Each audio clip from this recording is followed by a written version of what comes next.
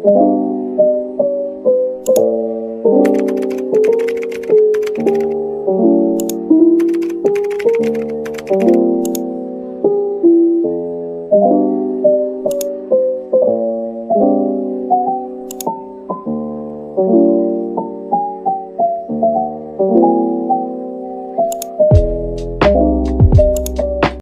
see nobody but you.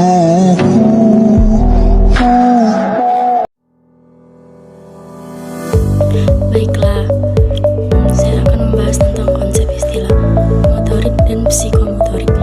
Motorik adalah berbagai bentuk perilaku gerak manusia, sedangkan psikomotorik adalah khusus digunakan pada domain mengenai perkembangan manusia yang mencakup gerak manusia.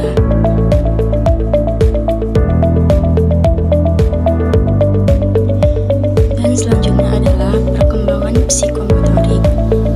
Perkembangan psikomotorik itu sendiri adalah perkembangan kepribadian manusia yang berhubungan dengan gerakan jasmania dan fungsi otak akibat adanya dorongan dari pemikiran, perasaan, dan kemauan dari dalam diri seseorang.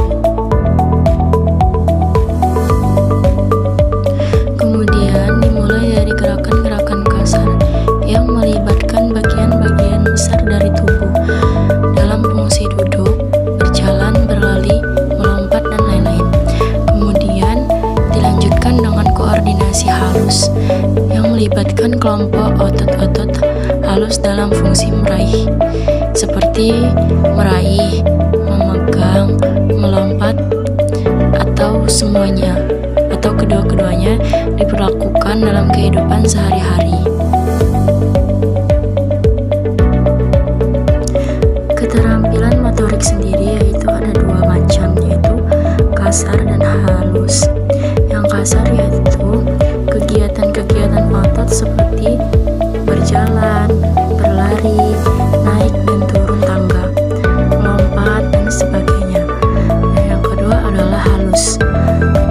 Keterampilan kecepatan jari, menulis, menggambar, menangkap bola, dan sebagainya. Dan cara mengukurnya yaitu mengukur gerak hasil akhir, dan gerak tersebut dianalisis. Seseorang siswa melempar bola, maka hasil lemparan berupa jarak lemparan, cepat tidaknya lemparan, serta ukuran tidaknya lemparan.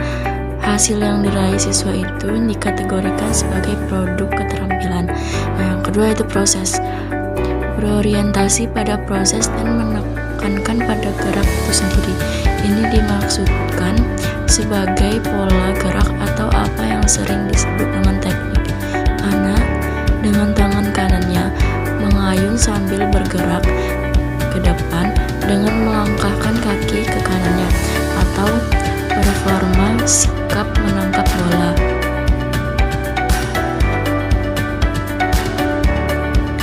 Apa fungsinya? Fungsinya adalah membantu anak untuk memperoleh kemandiriannya, membantu mendapatkan penerimaan sosial.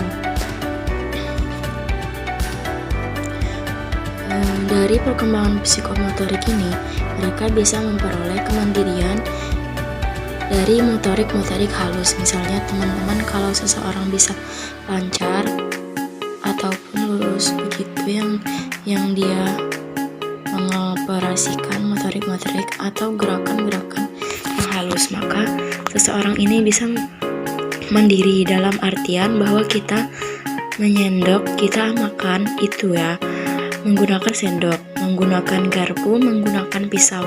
Itu juga termasuk salah satu motorik halus dari seseorang yang bayangkan kalau kita tidak dilatih untuk makan, ya motorik halusnya menggerakkan tangan menggendong begitu. Ya, maka kemungkinan kita tidak akan mandiri dalam hal makanan.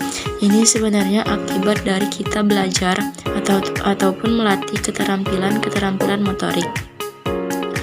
Ini teman-teman, dan kenapa bisa mendapatkan penerimaan sosial.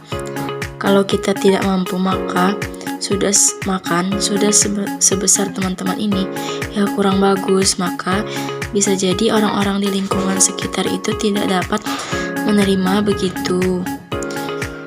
Karena memang kecenderungannya kalau kita berbeda pasti orang bakal mengucilkan dan lain sebagainya. Meskipun tidak semua anggota kelompok sosial seperti itu, ya tetapi kalau kita bisa membuat ini, ya kita bisa terlatih untuk keterampilan motorik. Maka kemungkinan besar orang-orang di lingkungan sekitar kita akan menerima. Mungkin kalau teman-teman sekarang sudah remaja, masih belum bisa merasakan, atau teman-teman ini tidak merasakan begitu.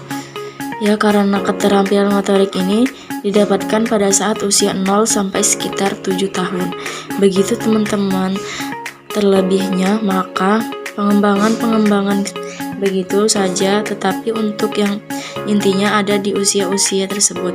Dan teman-teman bisa melihat ya, atau mengobservasi di lingkungan sekitar, ketika misalnya saja anak-anak di lingkungan sekitar ini suka banget dengan bermain sepak bola.